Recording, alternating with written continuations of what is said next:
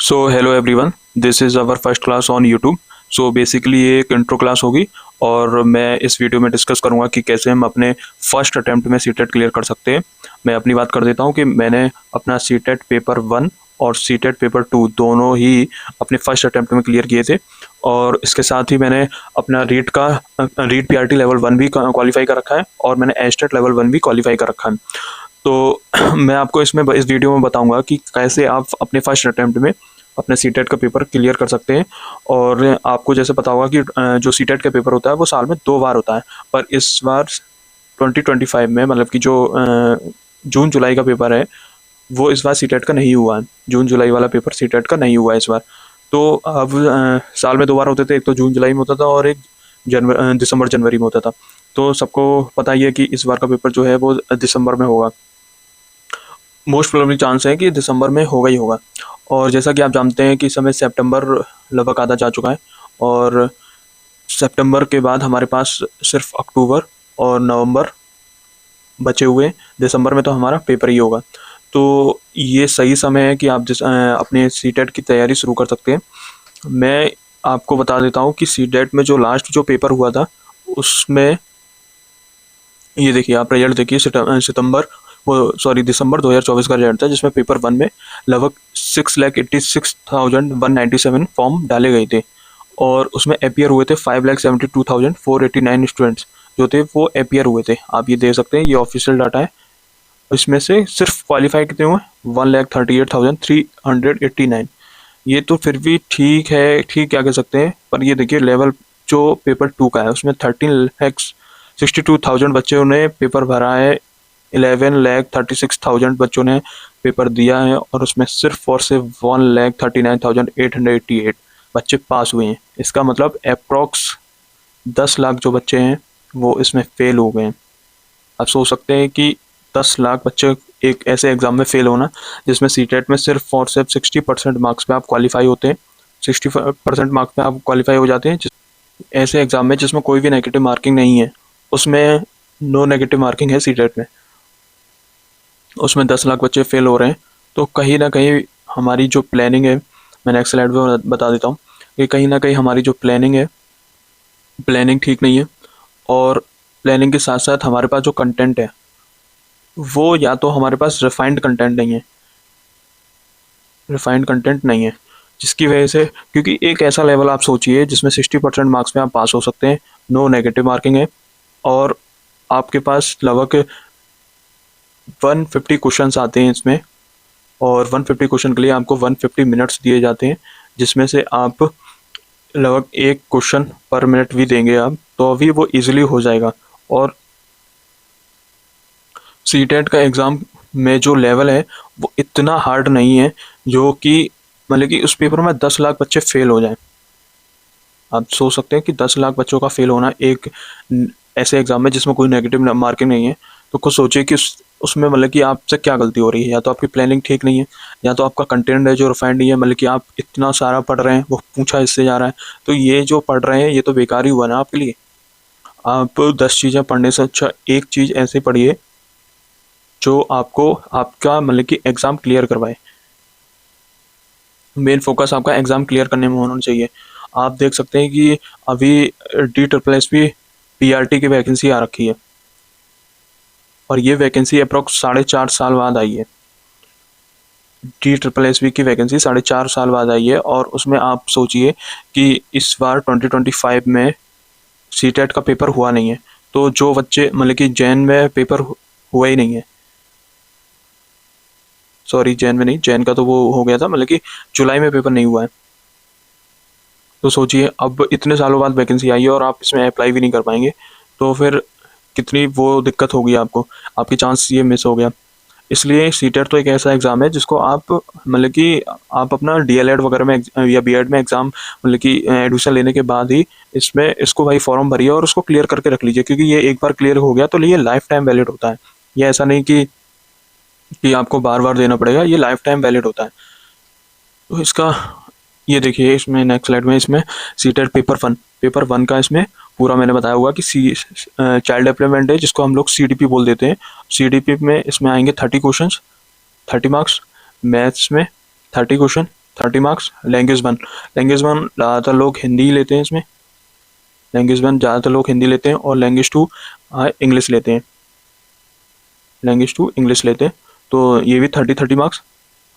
और ईवीएस बहुत ईजी होती है। इसमें पीआरटी में मतलब कि पेपर वन में जो होता है वो फर्स्ट से लेके 5th क्लास तक का आता है इसमें, और काफ़ी ज़्यादा टफ एरिया नहीं होता है इसमें। तो ये टोटल हो गया आपका 5 सब्जेक्ट है, और ये टोटल हो गया 150 क्वेश्चंस, और ये 150 मार्क्स, जिसमें हमको मतलब कि 150 मिनट मिलते हैं और नो नेगेटिव मार्किंग।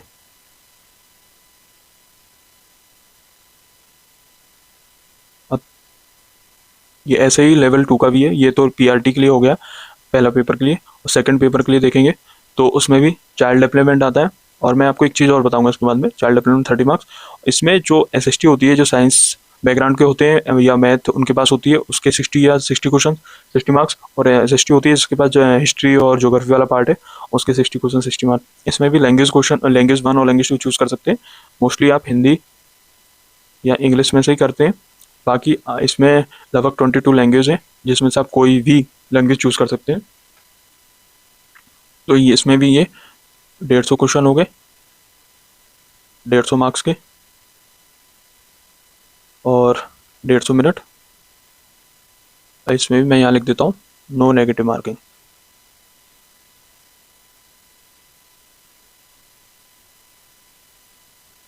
अच्छा, एक चीज़ और इसमें सबसे बढ़िया, अगर आप सीडीपी पढ़ते हैं, सीडीपी में अपनी कमांड बना लेते हैं, तो ये 30 क्वेश्चन तो हो ही जाएंगे आपके 30 मार्क्स के। पर इसमें जो लैंग्वेज वन है हिंदी, इसमें भी ये मान लीजिए आपकी 15 मार्क्स की सीडीपी इसमें हिंदी में, 15 मार्क्स की सीडीपी आपकी इंग्लिश में। इन दोनों में 15 मार्क्स की सीडीपी के क्वेश्चन होते हैं इसमें। तो आप ये मत सोचिए कि सीडीपी सिर्फ 30 मार्क्स का। अगर सीडीपी आपने अच्छी कर ली तो आप ये मान लीजिए कि लगभग 30 तो ये, और 15 ये, प्लस 15 ये, 60 मार्क्स की सीडीपी तो ये हो गई, जिसमें से कभी कभी मैथ में भी सीडीपी के क्वेश्चंस आ जाते हैं, लगभग 10 क्वेश्चंस। तो अगर आपकी सीडीपी है तो आपका पेपर आराम से क्लियर हो जाएगा। आपको अपनी सीडीपी पे कमांड बनानी है। तो चलिए अब हम लोग अपना सिलेबस डिस्कस कर लेते हैं। चाइल्ड डेवलपमेंट में 3 यूनिट हैं, आप देख सकते हैं। पहली चाइल्ड डेवलपमेंट की पहली यूनिट 15 मार्क्स की है, और उसके बाद सेकंड यूनिट जो है वो 5 मार्क्स की है, और जो थर्ड यूनिट है वो 10 मार्क्स की है। तो चलिए इसे डिस्कस करते हैं 1 बाई 1 कि ये कैसे आपको तैयार करनी है। तो चाइल्ड डेवलपमेंट की जो पहली यूनिट है, ये समझ लीजिए सबसे मोस्ट इंपॉर्टेंट जो यूनिट है वो यही है। एक तो ये सबसे अच्छी चीज़ है, ये 15 मार्क्स की है। और ये जो चाइल्ड डेवलपमेंट की पहली यूनिट है, चाइल्ड डेवलपमेंट के नाम से ही है, तो इसमें आपका पूरा बेस भी बनता है। ये इंपॉर्टेंट इसलिए भी है कि एक तो इसका वेटेज ज़्यादा है, सबसे ज़्यादा 50 मार्क्स और 15 क्वेश्चन आते हैं इससे। प्लस इसके साथ आपके जो कोर कॉन्सेप्ट्स हैं वो इससे डेवलप होंगे, तो इसका आपको ध्यान रखना है। तो ये यूनिट आपको बहुत अच्छे से करनी है। इसमें सबसे ही पहला चैप्टर जो है वो यूनिट का, वो कॉन्सेप्ट ऑफ डेवलपमेंट ही है, कि बच्चे का जो डेवलपमेंट होता है वो कैसे होता है। मतलब कि लीनियर होगा, स्पायरल होगा, और बच्चा कैसे एक पैटर्न फॉलो करेगा, कैसे करेगा, वो सारी चीज़ें इसमें ही, जो प्रिंसिपल ऑफ डेवलपमेंट है उसमें हम चिल्ड्रन की पढ़ते हैं। तो ये बहुत ही इंपॉर्टेंट यूनिट है। इसमें हेरिडिटी और एनवायरनमेंट, ये बहुत ही डिबेटेबल टॉपिक है। इसमें बहुत सारे साइकोलॉजिस्ट कहते हैं जो मतलब कि चाइल्ड डेवलपमेंट में हेरिडिटी का बहुत मतलब कि इफेक्ट पड़ता है। कुछ साइकोलॉजिस्ट कहते हैं कि एनवायरनमेंट का बहुत बड़ा रोल है। तो ये इस पर बहुत डिबेटेबल टॉपिक है, इंपॉर्टेंट भी है, इसको समझना भी जरूरी है। सोशलाइजेशन प्रोसेस, ये भी काफ़ी इंपॉर्टेंट है। इसमें हम सोशल वर्ड और चिल्ड्रन के बारे में, मतलब कि बेसिकली हम चिल्ड्रन के बारे में बात करेंगे, क्योंकि हम का सीडीपी पढ़ रहे हैं पेपर 1 और पेपर 2 के लिए। तो पेपर 1 और पेपर 2 में एक चीज़ याद रखेंगे कि आपका जो फोकस होगा वो बच्चे का होगा, और इसमें दोनों में बच्चा 18 प्लस तो जाएगा नहीं, 18 प्लस तो जाएगा नहीं, उससे नीचे ही रहेगा। मतलब कि हम जो भी बात करेंगे वो चाइल्ड से रिलेटेड ही करेंगे। तो इसमें जो पेरेंट्स होते हैं, सोशलाइजेशन प्रोसेस में एक चीज़ ध्यान रखना है, मतलब कि जो पेरेंट्स होते हैं वो हमारे प्राइमरी सोशलाइजेशन में ही आते हैं पेरेंट्स, और जो टीचर्स होते हैं या स्कूल होता है वो सेकेंडरी सोशलाइजेशन में आता है। ये भी हम डिस्कस करेंगे पूरा डिटेल में। मोस्ट इंपॉर्टेंट टॉपिक पियाजे, कोलबर्ग और वाइकोव्स्की, ये मान लीजिए ये थ्योरीज हैं, हमारे साइकोलॉजिस्ट ने इन्होंने थ्योरीज दी है, ये बहुत ही इंपॉर्टेंट है। सीटेट के लेवल से तो है ही, पर आप जब सीटेट क्वालिफाई कर लोगे तो आप उसके बाद दोगे केवीएस का एग्ज़ाम अपना, और उसके बाद DSSS के एग्ज़ाम भी हैं। इसमें ये थ्योरीज़ बहुत ही काम आती हैं। ये मान लीजिए ये बेस है आपका, तो ये थ्योरीज़ तो आपको बहुत अच्छे से आनी चाहिए। और उसके बाद मतलब कि इनमें केवीएस में और DSSP में तो और भी थ्योरीज़ हैं, डीप में पढ़ते हैं, पर ये थ्योरीज़ आपका बेस बना के जाएँगी, तो ये बहुत अच्छे से करना है। Child centred education, progressive education, इस पे भी हमें ध्यान देना है, क्योंकि जो हमारी NEP 2020 है, नेशनल एजुकेशन 2020, वो भी इस पे जोर देती है कि चाइल्ड सेंटर्ड एजुकेशन पे। और हमारे जो NCF है 2005 का, वो भी हमें इस पे बताता है कि जो टीचर है वो फैसिलिटेटर के लिए ऐसा यूज़ कर सकता है। फैसिलिटेटर ही है टीचर, तो वो पुराने ज़माने गए जिसमें टीचर जो है चॉक फेंक फेंक के मार रहे हैं और डंडे से मार रहे हैं, पढ़ा रहे हैं। कॉर्पोरल मुर्गा मुर्गी पनिशमेंट वगैरह सब उसमें हटा दिया गया है। NEP 2020, NCF 2005, ये सब बातें करते हैं। इसके बाद अगला ये इसमें देखेंगे मल्टी डायमेंशनल इंटेलिजेंस की थ्योरी, जो हार्वर्ड गार्डनर जी हैं। इन्होंने हार्वर्ड गार्डनर इन्होंने इंटेलिजेंस की थ्योरी दी है, 8 टाइप्स बताए हैं इसमें, तो ये इसको भी हम देखेंगे। लैंग्वेज ऑफ थॉट, इसको भी वाइगोस्की और पियाजे ने भी इसके बारे में बात करी है कि पहले लैंग्वेज आया, थॉट आया, इसके बारे में।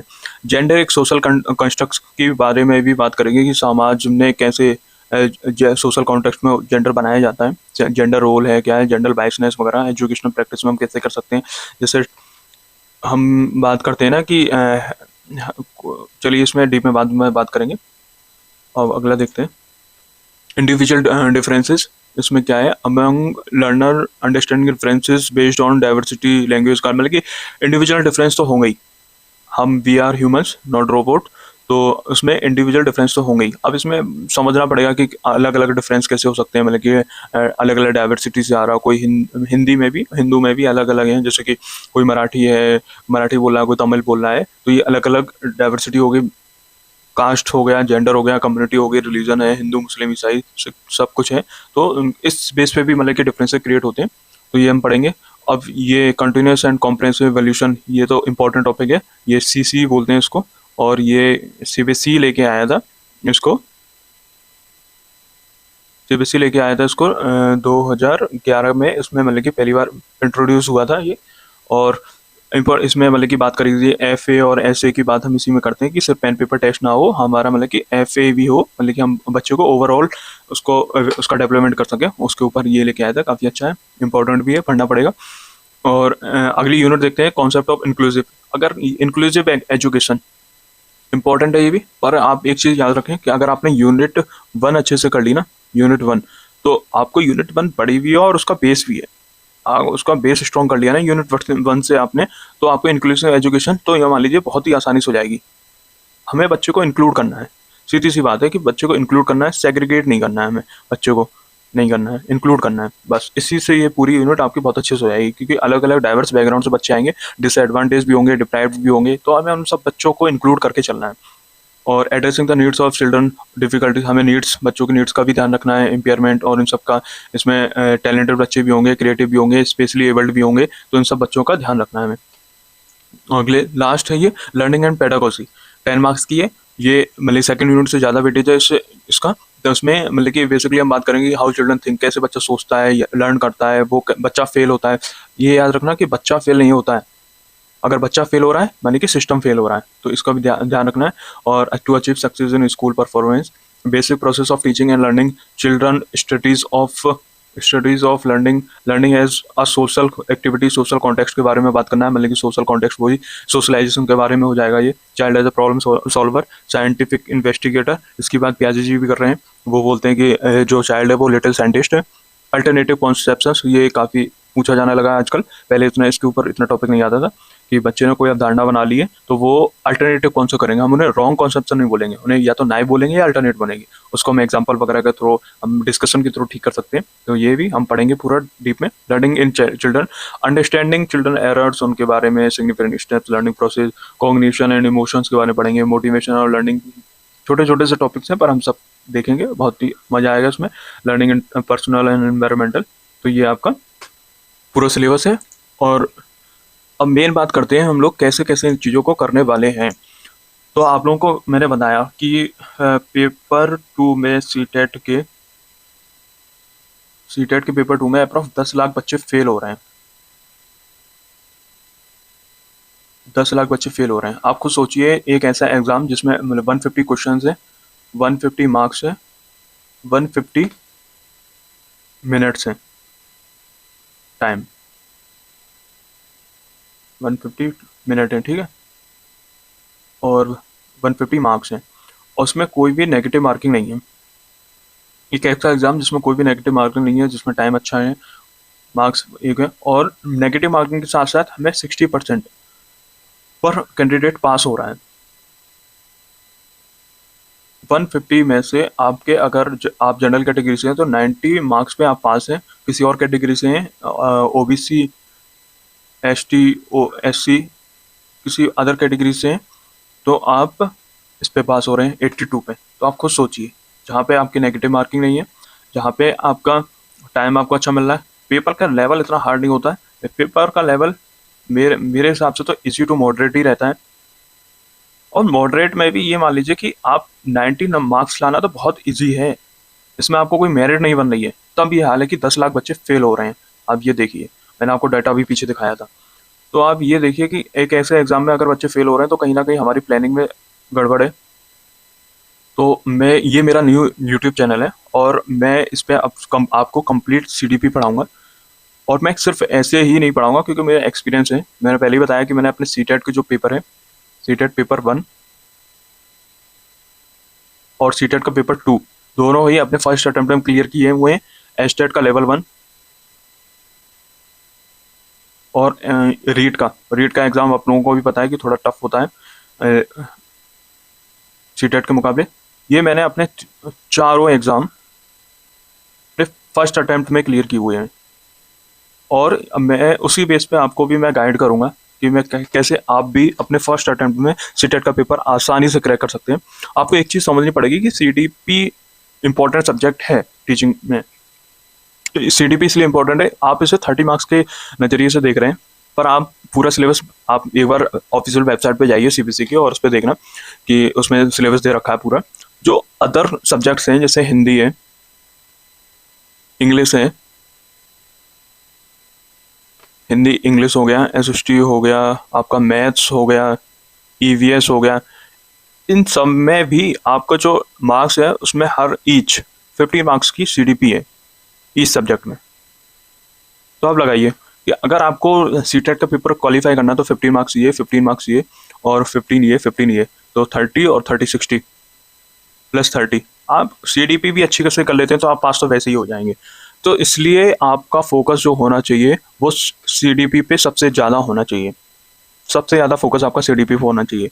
और इसीलिए मैं आपको सीडीपी बहुत अच्छे से कराने वाला हूँ अपने इस यूट्यूब चैनल पे, जो ये मेरा नया यूट्यूब चैनल है, और ये पहली इंट्रो क्लास है सीडीपी बाय अंकित सर। मेरा ये यूट्यूब चैनल है, और मैं इस यूट्यूब चैनल पे सीडीपी की पूरी प्रिपरेशन फ्री ऑफ कॉस्ट में कराने वाला हूँ। आपके टॉपिक वाइज सारे के सारे पूरे चैप्टर सीक्वेंस में कराऊंगा।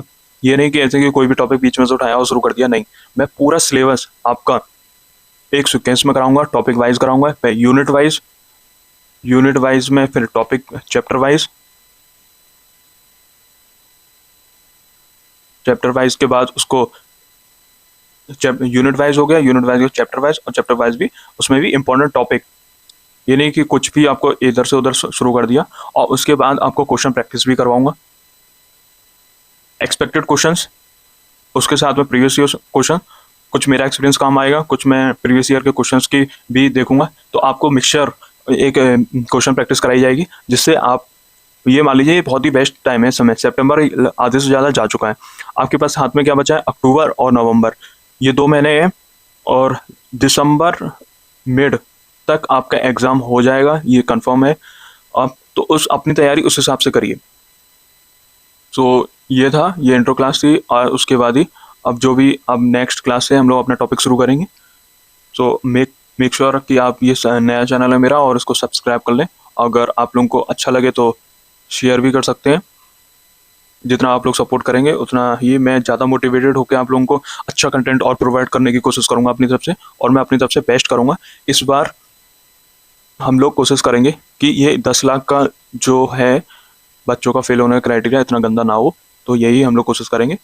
So thank you everyone. चलिए मिलते हैं अपने नेक्स्ट वीडियो में, जिसमें हम अपना डेवलपमेंट से चैप्टर शुरू करेंगे। Okay bye.